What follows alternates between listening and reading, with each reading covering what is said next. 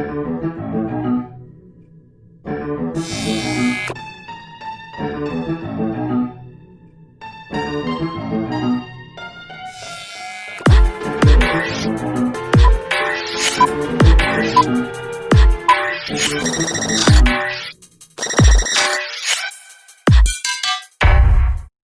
everyone and welcome to Black Frame.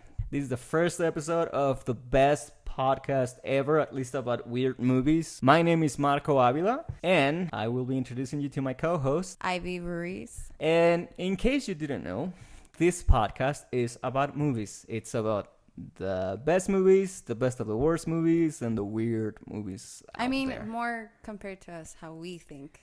Because we like really out there, obscure films. Which is why we included the weird part of movies in that title.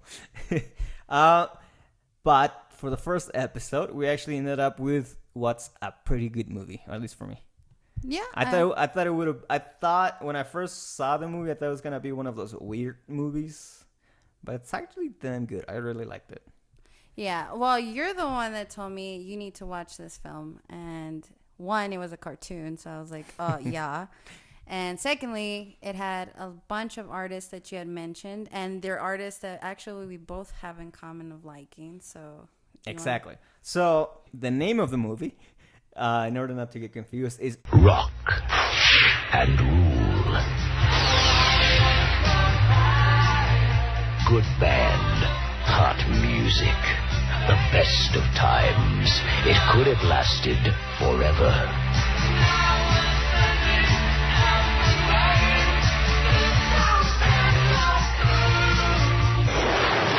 Rock and Rule. Journey to a world where the cosmic forces of music, magic, and technology collide, bringing you head to head with a beast from another dimension. The Beauty, songs by Deborah Harry. The Beast, songs by Lou Reed and Iggy Pop. The Beat, songs by Cheap Trick and Earth, Wind and Fire. Blood everywhere. Rock and Rule. And this is a 1983 movie. It's an animated movie, like we said, but it's not a children's cartoon. It's one of those weird movies from the 80s that were adult cartoons that have this weird, like, it looks like they animated over someone actually moving, because like at least for me the movement is really cool, but it's also it has that 1980s aesthetic, like in regards to like animation, where it's kind of like cartoon but also realistic. It's like He-Man, pretty much. No, well, it's like the other movies on the same style, like Fire and Ice, and Heavy Metal. Like, you haven't seen that, but it's no, pretty good. I want to see it though. Now, the reason I didn't really need it, I didn't feel like we needed to watch those for this episode, is because those two movies aren't musicals. Like, they're really cool and violent movies, which I assume means you're gonna like them too. Yes. But this one is there's no humans, they're all like animals. You know, it reminded me like of Goofy, like Disney on acid. Yeah, but it's like mature. Yes. And it's a musical. Yeah. That's the weirdest part. That's why I was like, this is just a stupid kids movie from the 80s. Because it said it was about music. And I mean rock and roll. Well, yeah, because it has all these really good artists. Yeah. Like well, that's the thing. When I first watched it, I was like, it's going to be a kids movie. But then the opening credits tell you who's singing. And there's all these big bands. Yeah. Which you could still see in a kids movie, except the first one is Cheap Trick. I was like, this is not a kids movie. No, you had me at Iggy Pop. Yeah, I was like, no, this is not a kids movie. And then you look up and one of them is Iggy Pop. Like, there's no way this is a kids movie. This is not a kids movie.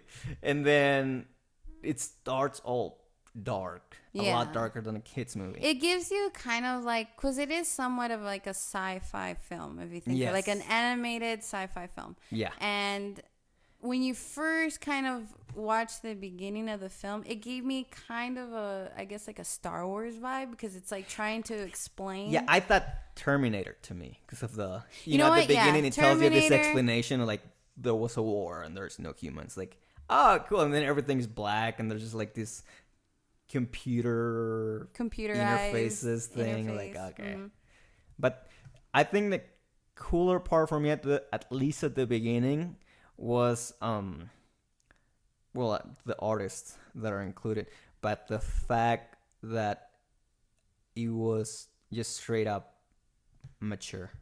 Yeah. Like, there are very few points in the movie where it's kind of like kid friendly. Well, see, when you introduced me to watch this film, I had no clue that it was for a mature audience. When you showed it to me, I thought you were like, oh, here's Marco again with like another Minions film. But when I started watching it and I'm hearing like the language and just the content of it all, that's when I was like, oh, okay, I can dig this. I mean, not that I don't dig like Minions. Disney or Cause Minions. Because you've seen more of them than me. I watch a lot of Disney You've seen movies. all the Disney movies. I have not. I just like, my thing about Disney is because generally, and you know this, and this is where we kind of relate, we both like musicals. Yeah. We both relate to musicals. I'm more of a sci-fi musical person. You're more of a just musical in general, I would say. Theater musical, I guess. Yeah. That's the one that I'm a theater guy. You're a film buff. So. Yeah. But no, I think at the beginning I thought it was just gonna be a random ass movie that was more like, did you ever see that movie where there's a rooster that's famous? It's like Elvis. Oh, yes. I don't remember the name. Rock-a-doodle-doo. Yeah, I thought it was gonna be something like that. Yeah. Which I need to see in English. I've only seen it in Spanish. I used to have the VHS. Oh, God. Rock-a-doodle-doo. That's why I liked Elvis, I think, from there. See, and I liked Rock-a-Doodle-Doo because it also reminded me a lot of like Cool World. Cool World is actually one of my favorite films. It's an animated film. Plus, like... Of course you'd seen Cool World when you were a kid. Yeah, I did. I watched a lot of films that I probably shouldn't have, thanks to Well, my I mom. did see Cool World when I was a kid, but it was on TV. Yeah. So the actual racy stuff was probably taken out. Back then, TV, yeah. Yeah, well, I mean, Well, when we were it was younger, yeah. regular TV, so it was edited down, and they probably took all Cool parts. the more. I mean, I remember Brad Pitt being in there, and then the hot animated chick. Oh, yeah. Yeah, Holly. yeah, that's how I knew I was straight. Yeah, Also, like, no, well, definitely. that and every other anime cartoon I ever watched when I was a kid, because Japanese cartoons. Like, Yeah. is this really for kids? How is this for kids? And But how that's Marco another You're straight. episode. We can do a whole. We should do a We whole probably episode can. on anime and how weird it is. How it, like, corrupted our childhood. Oh, that's That's just a whole other- episode. Let's not get into that. So, yeah. So, this film, I really enjoyed it. I think the beginning part of it, you're right. It kind of it set up the whole movie. Yes. And I enjoyed the fact that this is going to have a lot of cool rock music. Yes. But I did explain at some point that when I heard the music, some of it I was not digging. I was like, I'm expecting like all out Iggy Pop, like it's just gonna just ram it down your throat. Yeah, you thought it was gonna be more like your version of Rock of Ages, Yes. where you listen to the soundtrack And it over just, and over and over again. like it just touches your soul. Not this one. I mean, there were some songs, I will admit, there were some songs in the film that I was just kind of like, okay, this is really Well, good. I think the part of that is when I saw that there were actual artists there, I assumed it was going to be something like Rock of Ages, which for people that don't know, Rock of Ages is like what's known as a jukebox musical, which is there's the musical has songs from famous artists, and they pretty much sing the whole song. Yeah. And they just kind of they figure out a way to put those lyrics into the right context. So I thought that's what it was going to be. I thought it was going to be like famous songs from Chip Trick and stuff. But no, it's actual like original songs for the movie. But because it's like a regular hour and a half movie, like the songs aren't too long, which I thought that was the one thing I didn't like. I wish all the songs had been full on, like full length musical songs at least. Because one of the better songs is the first song, at least for me, the first song by Ship Trick in the movie. Because it's a good song. It's a good old school rock song. But then in the movie, it gets cut off. Like they cut off the mics. But they only sing for like 15 seconds, really. Maybe 30 seconds. So you hear what is a good song. It was like, oh.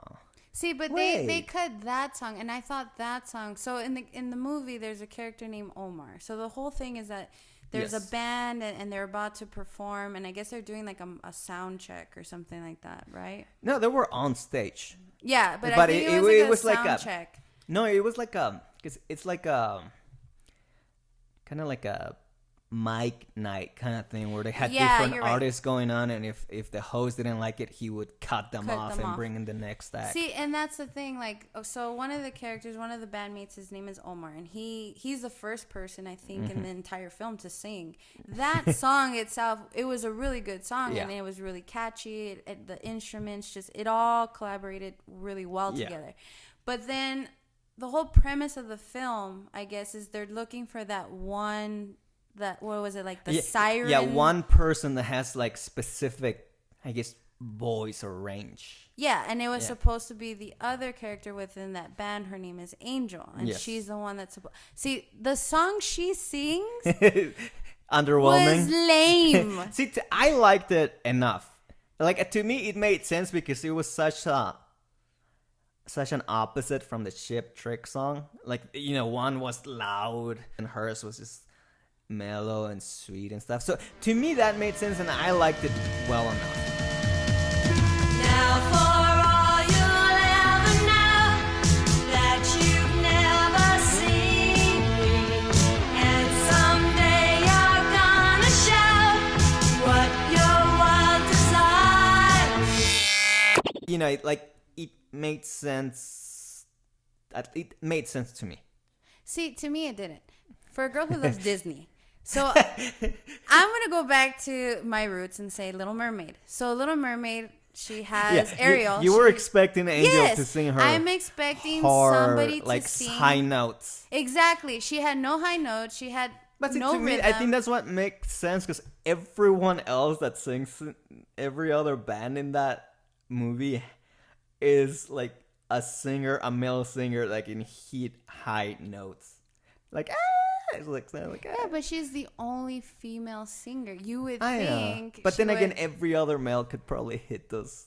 You know? Okay, all right. But I mean, at least coming back to my point, my main thing was the songs just weren't long enough. There was one that I was waiting for. I think it's the one by Iggy Pop, the main one from The Villain, which is I Am Mock. Yeah. And so I had done some research while watching the movie, and that was like the one song that was apparently really cool by Iggy Pop. I think he reworked it or something later, but I'm not sure. Mm-hmm. And so I was really looking forward to that song, because again, I'm expecting at least 30 seconds worth of a good song, but it's probably like 10-15 seconds long too. It's like this like he just starts singing out of the blue. Right. And the villain, the whole point is the villain's supposed to be like this legendary rock legend.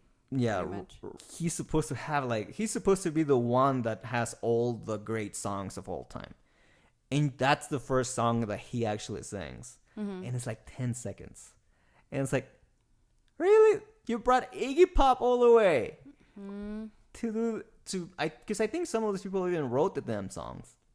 Or at least, you know, put in their style to it. Yeah. And it was like 10 seconds or 15. Like, it's just not long enough. I'm like, man. See, and it sucks because I think throughout the entire film, my favorite character was that character. Yeah, definitely. Because I don't know why. He just reminded me, like, of Pennywise. Like, he had, like, this really devilish, but yet with very, the smirk like, and smirk, it's handsome like, well, because he's like, He was like a David Bowie Yes. slash what's the guy from Mick Jagger kind of Yes, guy. he had like the mouth. Yeah, it kinda was like thing. this mix of this just the most legendary British pops rockers out there. It's kind of mix of that, and I think you also like the fact that when they go into his room, there's like 12 like mannequins with different like faces for him, pretty much a full like different wigs and I'm just makeup into- styles for him, yes. and then people can, and then the guy's like, "Where are you?" Because there's like all the different. My thing is that that's what I enjoy. I'm a huge glam rock fan, so like Yeah, that to is see the cool thing for me. I think that's why I liked that character so much, because he resembled a lot of these glam rock legends. Yeah, and that's part of why I got excited at the beginning, especially again with that first song, because the first song is just old school glam rock, like a ship. Yeah. It's just a ship trick song, but they animate it in such a way where it's like it looks like how the actual rockers used to sing, like just bob their heads, like fuck it, just jump Yeah. and do all this. Like it looked like they just animated over a recording of Chip Trick actually playing a crazy song. So I think that's why I got so excited, and I was just expecting like an actual full-on musical that had full songs. I think the film, if it would have let a lot of the music that they play out, I Yes. think it would have been a lot better, because there was a lot of dead space too. Like the film had a lot of dead space where it's just kind Well, of it's called a plot. no, it sucked. called a story. I want at least something to kind of jump me from one scene to the next. I felt like there was just too much dead space between. Like you frames. wanted a bridge from song to song Yeah. instead of song, story. Oh, maybe a song, story. One more song. And it didn't happen for me. And I think that's where there was some parts in that film. Like, don't get me wrong, I really enjoyed it. I did. I enjoyed the music, the characters, except it was just so much dead space. Oh, to me though, the end just kind of made up for it because it's a cool song at the end. Yeah. Like you have the demon, you have the full, the evil guy brings up the demon, and the demon it's pretty badass. Very Ozzy And then- Osbourne-ish. Yeah, and then they start doing the whole song. There's a lot more. There's music involved through the whole way through at the end, and there's the final song, and it's pure rock. And it's like, yeah, there you go. I felt the ending though kind of rushed though. Like it was a True. a good song, but it felt like, okay, let's just get straight to the end part and then credits. Well, see, to me that had just been the case with every other part of the movie. Yeah. Like where there were music, to me it was already rushed no matter what. So I think the fact that it extended, there was more actual soundtrack in the background through the whole thing. Just that's what I liked more, because I knew this. I already understood that the song itself was gonna be short, Yeah. but there was enough lead up, there was enough action, enough background music, or what would you call it though? The soundtrack behind it through the whole final act. Right. It was like more boom, boom, boom, boom, boom. So I think that's why I liked it, because at least it expanded the experience, the musical aspect of it a little longer, even though it wasn't a song the whole time. I can see that. Like, Yeah, once you accept the fact that the songs aren't going to be long, that you're not gonna get a full Cheap Trick song, it's like it's easier to let yourself go. It's like, okay, I felt like I'm gonna enjoy those 10 seconds. those 10 seconds of that music. The other song I was waiting for was the Earth, Wind, and Fire song.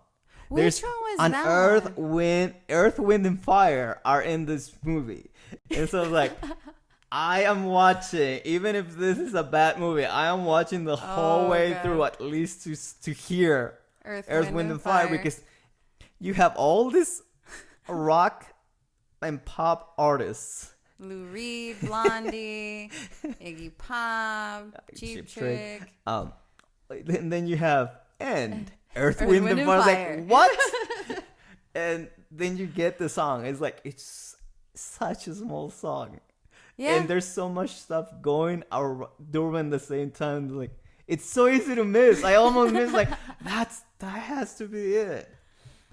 That one was also a little bit of a disappointment, but I was like, in the movie it makes sense, and it's exactly what I expected at the very least for Earth, Wind and Fire. Like it kind of like okay, I see how they worked that in there. Yeah. I still don't understand how they got Earth, Wind and Fire to do just that, just to do that Just that much of a small little song. part. Because it's also like making fun of Earth, Wind and Fire. Because when it happens in the movie, the guys from the main band have been like drugged somewhere. Yeah. Somehow they've drugged them, and now they're all like mellow, kind of like like super nice people, super hippie, kumbaya kind of band. And so they're back on stage, and again they're singing, instead of Sheep Trick songs, they're singing Earth, Wind and Fire songs. And again, it's in like 10 seconds, and there's dialogue going on while they're singing. So it's kind of like Earth, Wind and Fire must have not been doing that good at that point, or maybe maybe Earth, Wind and Fire are cooler than I thought. And I was like, yeah, we'll make fun of We ourselves. can only afford like 10 seconds of Oh us. yeah, that's true. But I feel like they were like, oh yeah, we can make fun of ourselves. Why not? Yeah, we'll See, whip the up fact something that I had stupid. to ask you where was Earth, Wind, and Fire in the film, that just shows how much of like you can miss Exactly. it, how quick you can miss it. I think it has to do a lot with the fact that it's a short movie. It's like an hour and a half, and I guess it makes sense because it's animated, so it probably takes a long while to animate, especially because it's good animation for back in the day. Actually, you know what? It was. It's one of those like, again, because it's something like Ice and Fire, and heavy metal, and the type of the type of movies that became iconic from the 80s was very expensive. 'Cause it had a it lot was a of very high lights, quality like, animation. Stage light, kind of. How could I say it? Kind of like Flash Gordon, kind of. Yeah. 'Cause, like a lot of it was like it looked like there was like holograms and Yeah, computer that's stuff going on. what- Apparently, from what I read, wasn't actual. It looks like it was created digitally, like early 80s computer animation, but apparently that it was too expensive back then still to actually do that. So somehow they used some photography tricks to do those digital computer looking parts of the movie. And they did them very well. Yeah, but apparently it was too expensive to use the actual computers. But apparently the way they did it, it still must have been expensive because it looks really good. It actually looks like the stuff that was coming out from like Tron in the day. Even better than even better than Tron. Even better than what Tron ended up doing. Although I think Tron was like late 70s, right? It was like late 70s, I think early 80s, kind of there. Yeah, but I mean, it definitely took inspiration from like stuff like that and like Star Wars, but it looked really good. It integrated very well. Yeah, I think I enjoyed that because you see it right off the bat of the film. Like you see the holographic kind of images, and I think it correlated a lot very well with just the way it was animated generally. Yeah. And how you mentioned, like, for its time. Yeah, well, I think from the movie itself, you can tell it put a lot of effort into it. And apparently, it was an $8 million budget. I don't know if that was the budget. Maybe they just went overboard. But apparently, they spent $8 million on that. And you had mentioned that they had taken, like, years or some yeah, time like, it may do not have been years, but it may from what I remember, it was a long time. Like, because...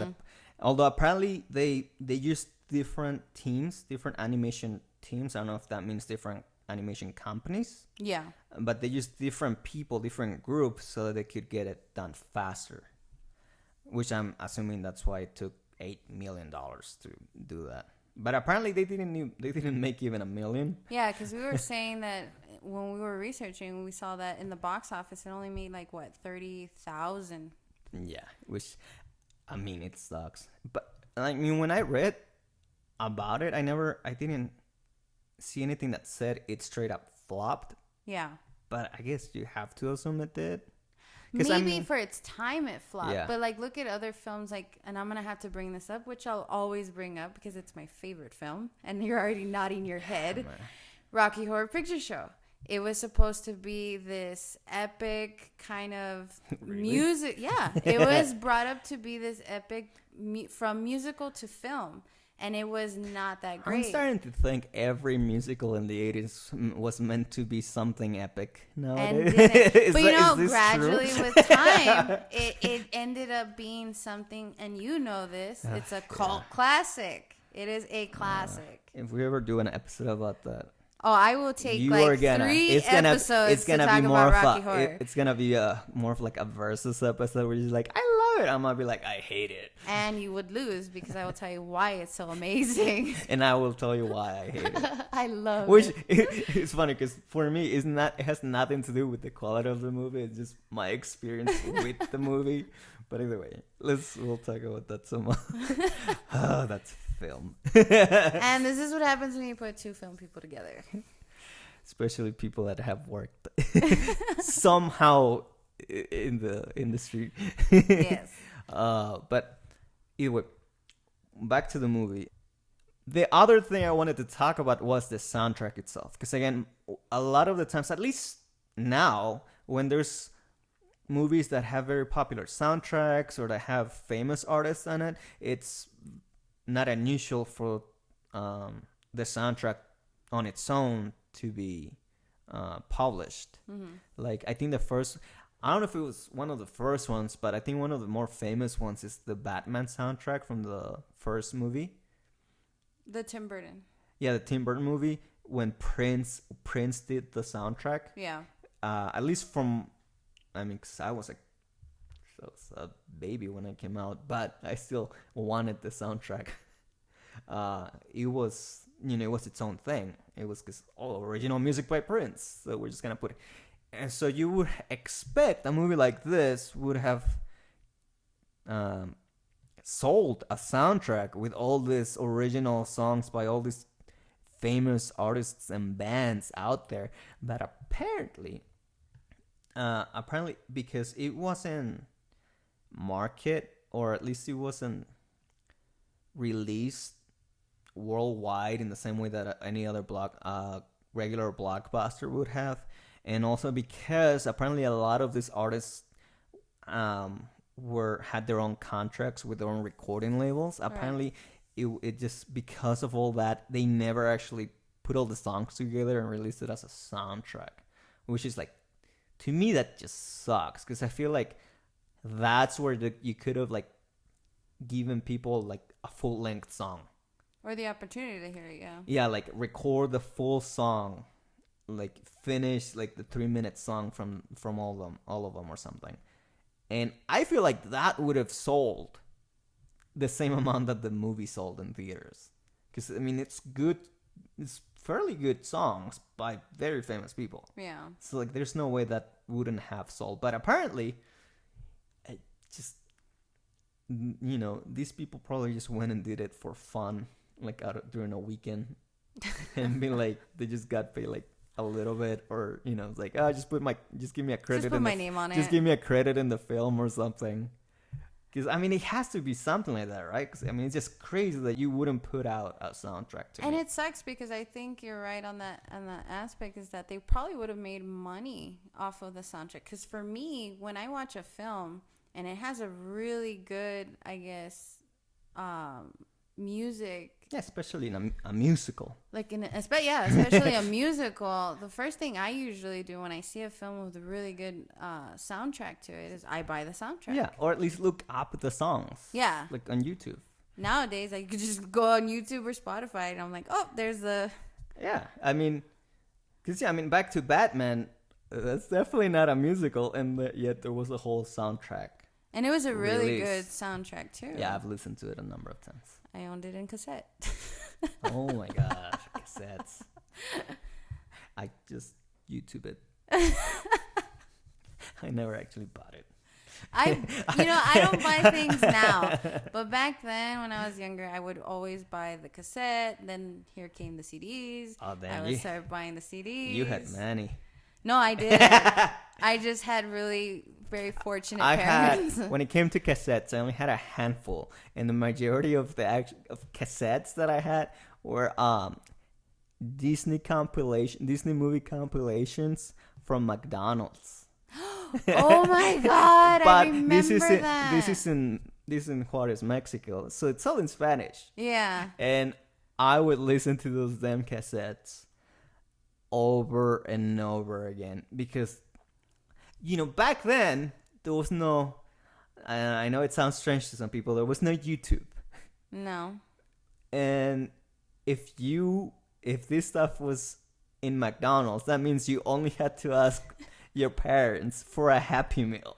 That was it. And that's it. You would get a little cassette. I think each one had like 5 songs Yeah. or something. It was like, oh my And God. they were colored cassettes and too. it was all the famous songs from all the famous Disney movies, which Yeah. I guess there weren't that many back there. 'Cause I think there were only like 5 cassettes. I think I only had like 4 or 5 cassettes. I remember a white cassette, and I think it had, I want to say it was like The Lion King in it. Yeah, it was the famous. The one I remember the most is the one with Hercules. That, yeah. But I think I only remember it because that was the cover. Like it was probably just the cassette I played the most. Mhm. But I think it even had like Toy Story songs. But it was hard to find those things because they didn't release albums, and if they did, at least my parents weren't gonna just buy me the album.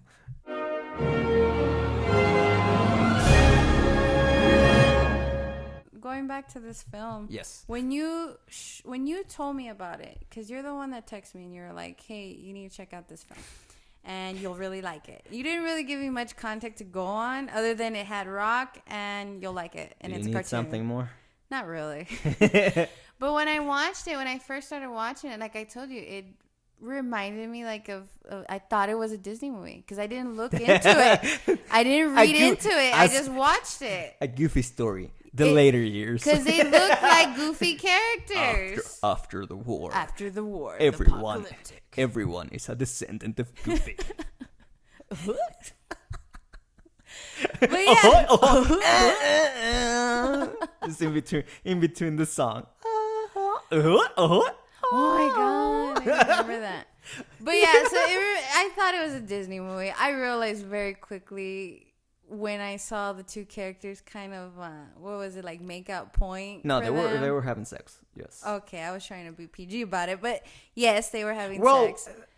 the stuff that they show you is when they're just making out, and then it's a wide shot. Oh, of I just read the car, between the and it's lines. like, oh well, they're having sex now. But to me, like those characters look straight out of a Goofy movie, and that's why I originally thought, oh, okay, he's showing me a kids movie, but obviously not. Yeah, once Mock comes out, it's like, Yeah, this is you're not like, a this is not a Disney movie. Yeah, once you see what's the name of the guy? Which one? The guy that I know. Oh, Bowie. Boy? Bowie. How do you say his name? David Bowie? Yeah, once you see the Goofy version of David Bowie, Oh. it's like, this is a different type of movie. It was the pretty Especially good. because you see it, it's like, this must be like rockers are.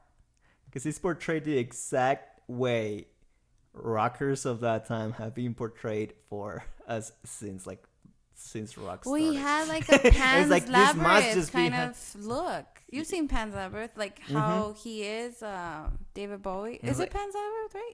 Yeah, Yeah. I think. He looked just like him in that movie. Yeah, I mean, it's like, well, I mean, most of those rockers back then, they were all like super thin, like slim, but tall with long hair. But And makeup and sexy. it's like, obviously under drugs and probably a little bit of Satanism going on. Okay, stereotyping now. But I think... I'm sorry. There's also Creed. And then there's Creed. Everyone else, though, satanic. But, No, okay. that's not the word. Everyone else Satanist. But okay, so the characters in the roller skates, I text Oh, you right away, yeah, and I was like, "Oh my god, I love these characters." Well, obviously, so There's roller skates. there's roller skates. In Like, this. I remember when I saw the roller skates, and I didn't think much about it. Well, actually, no. I thought it was like, well, that's stupid, because like this big bumbly men in suits and they're in roller skates. I was like, okay, But it's the well, 80s. but then there's the female character Me. that's like the sister of all the other guys. The black sheep of the But family. suddenly she's on a miniskirt and roller skates. I was like, oh, she's gonna like this part. Yep. I was expecting her to go to a roller derby game as well. I was like, oh, she went to the club. Yeah. I guess they already did the game. Which sounds I heard just they like already me. did the This is the bout. after party. I know, it's like- For those of you who don't know, I do roller derby. So I'm a Which nobody knew because Yeah, nobody knows. This is the first episode, so no one knew that. Now you actually, do. at this point, it's probably only people that we know watching this, reading So this. those of you who So know they all me, know. no, I do roller The derby. 5 people listening to this probably do know. But I Hi, get- mom. Hi, Hi, Ivy's Dad. mom. Hi, Mom. Sisters. Hi, Sheena. Hi, Gina.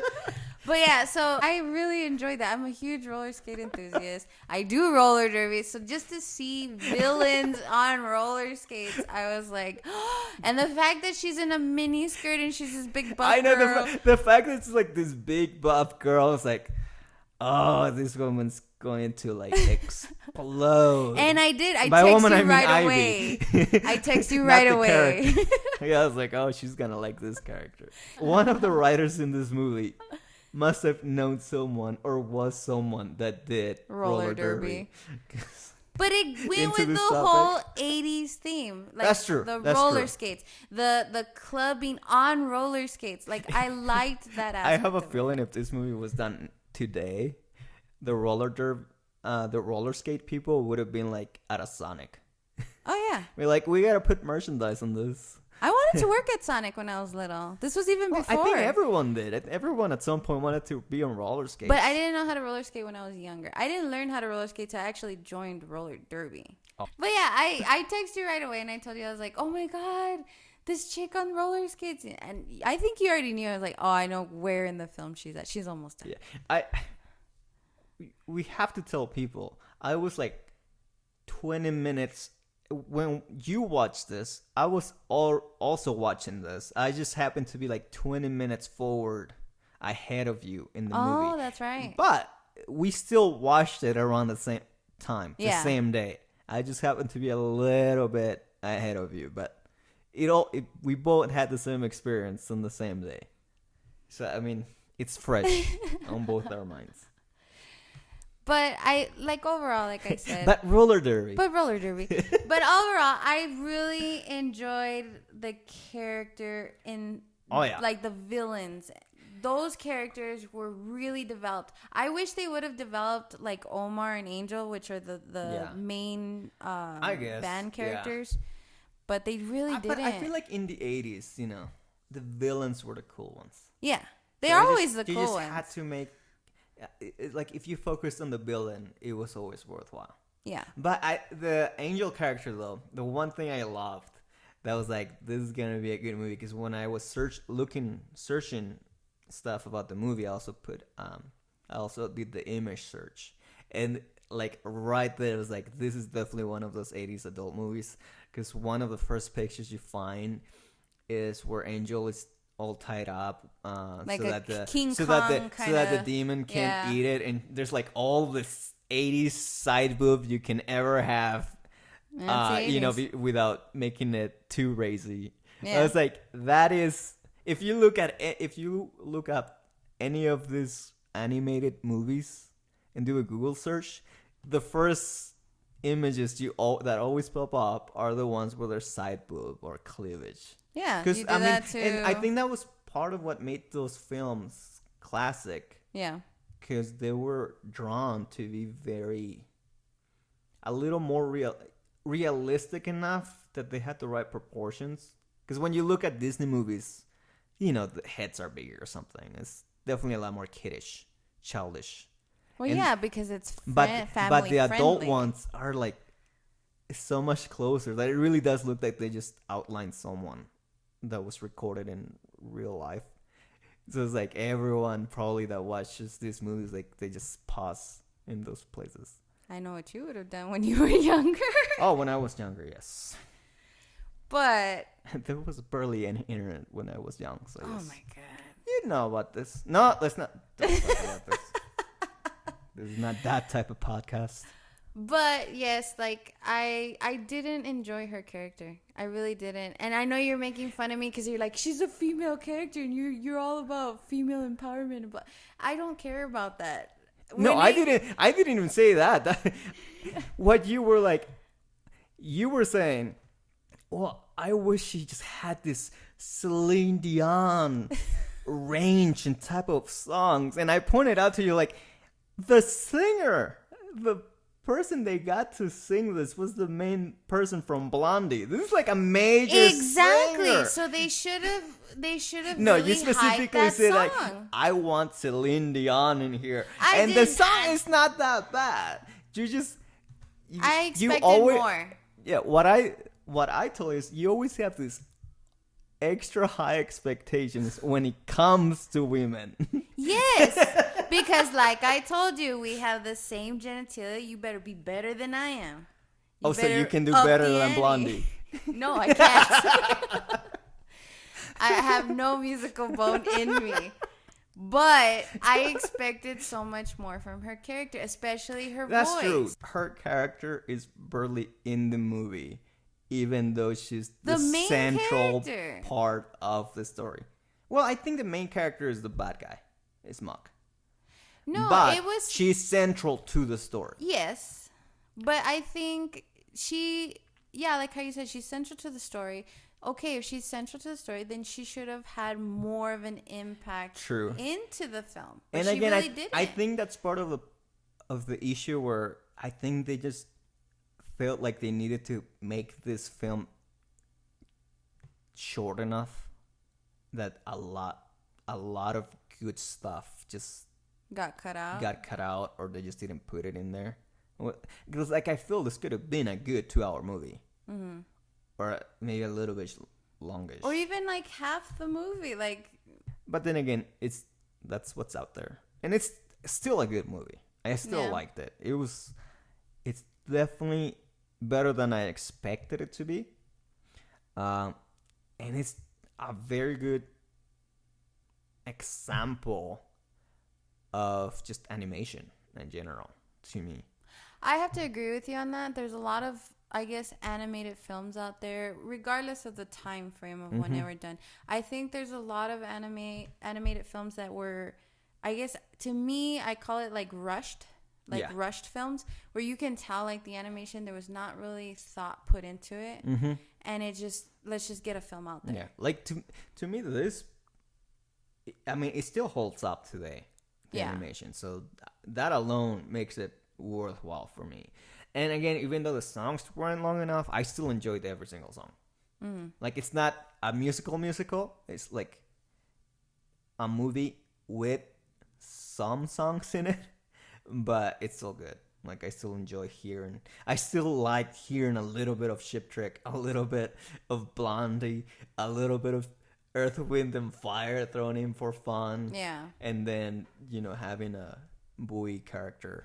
Well, singing. that's what I'm saying. Like, I feel like this, like we're both in agreement that this film was good, but I feel like what happened, and this is my opinion, it was kind of like they based the film to be great off of the music. They thought the music was going to True. carry the film. That's how I felt. Because you see the character development and the storyline to it, you can tell that it was not very, I guess, well thought out.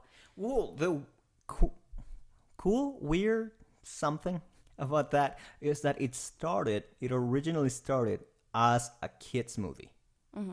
And apparently one of the things is Angel, the female character, gets tied up and she's forced to sing certain notes. Apparently, in the original song, and this was for kids, she was turned into strings, into guitar strings.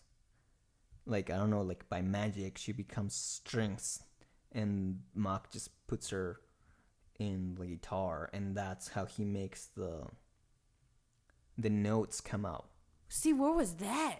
That But- would have been awesome. Just you telling me again, that. apparently it must have been a lot more innocent, Yeah. because again, it was meant to be for kids, and then as the production development, pre-production started happening, because this was made by a Canadian company, other people started coming in and started telling them, like, you should maybe take it a little more edgier, and then it started becoming more of an adult oriented movie. But when you hear, it's like, originally she's supposed to be just guitar chords.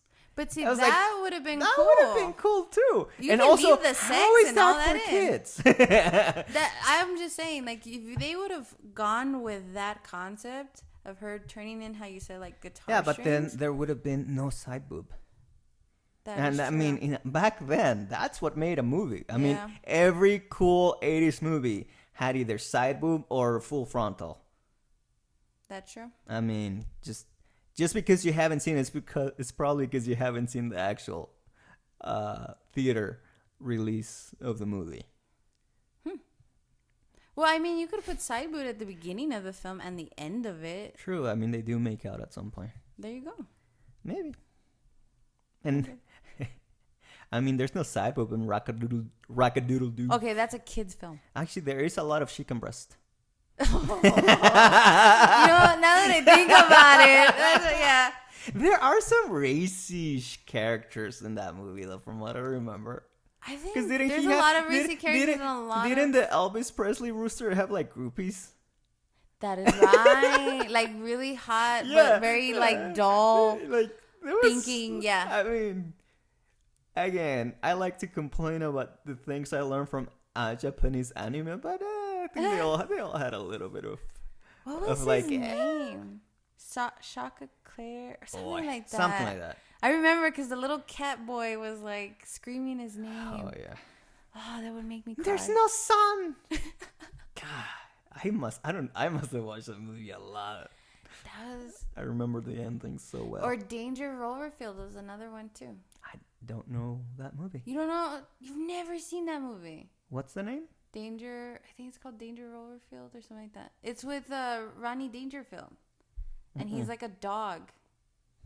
It's exactly like the kind of films we're sort of talking about as far as like Rockadoodle Doo Okay, and all I was that. gonna say this looks more like No, not like... old dogs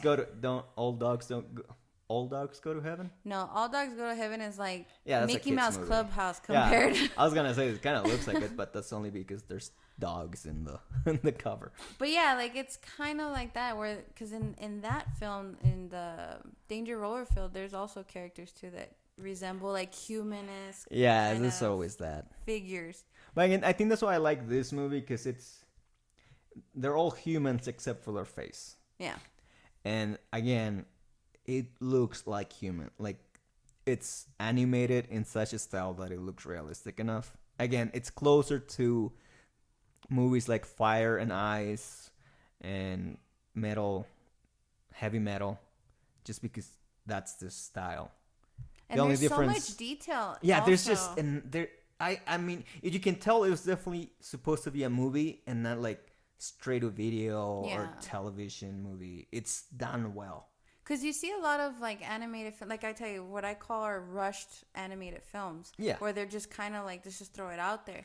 Like Or this where one, they make the style simplistic enough to make it Yeah. easier on themselves, but it's like, like no really Like, thought out anime. to No, I'm it. But like this one, like it was so detailed as Yes. far as like the background. And you know what got me too is the posters. Yes, for the that's movie. what I'm talking the about, posters of too. the movie are like those cool iconic 80s posters that everyone sees, like the Star Wars posters where Yeah. every character has this cool pose and everyone's just like, it's just epic poster, and in this movie there's always like a guitar because it's rock. Yeah. And, like, it's just cool.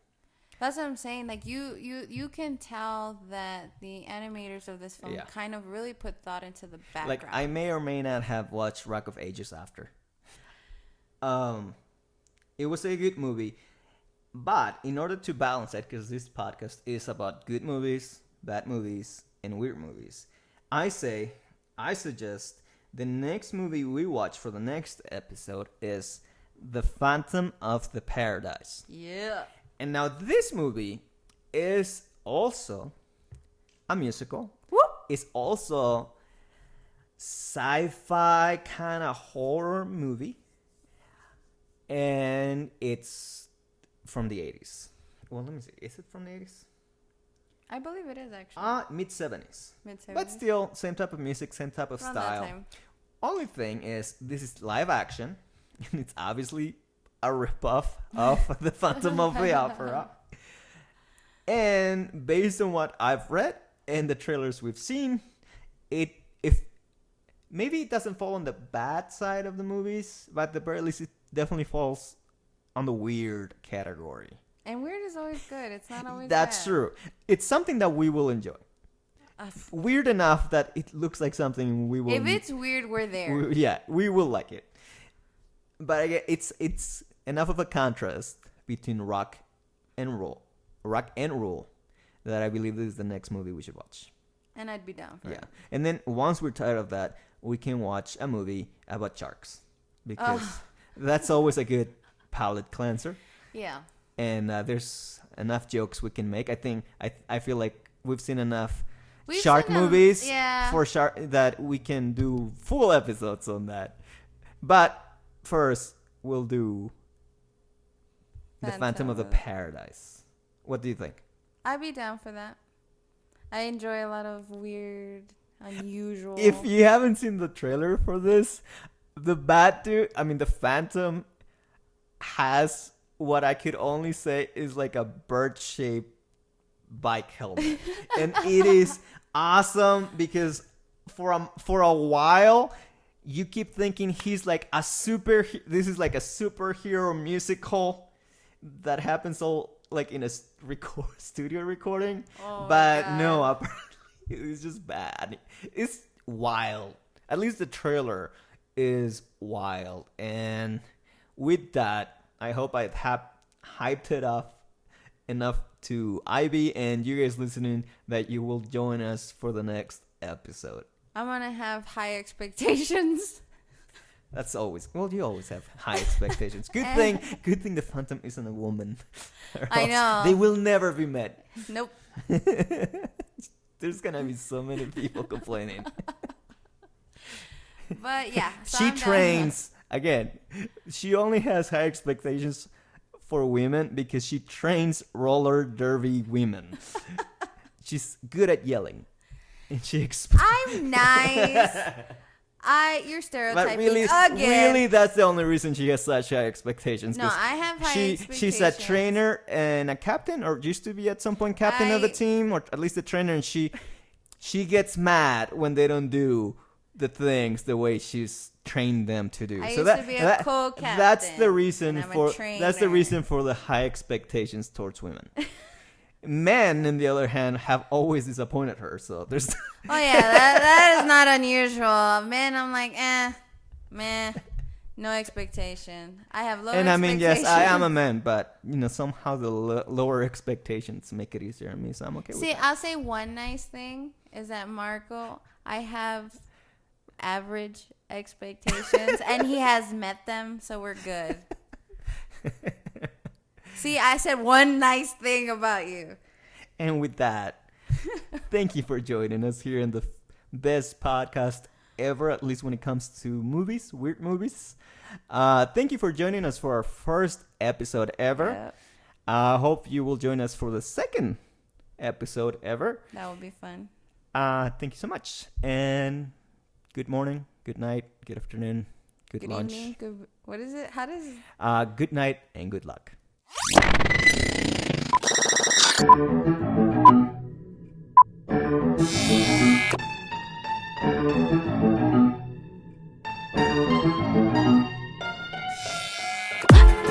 Thank you.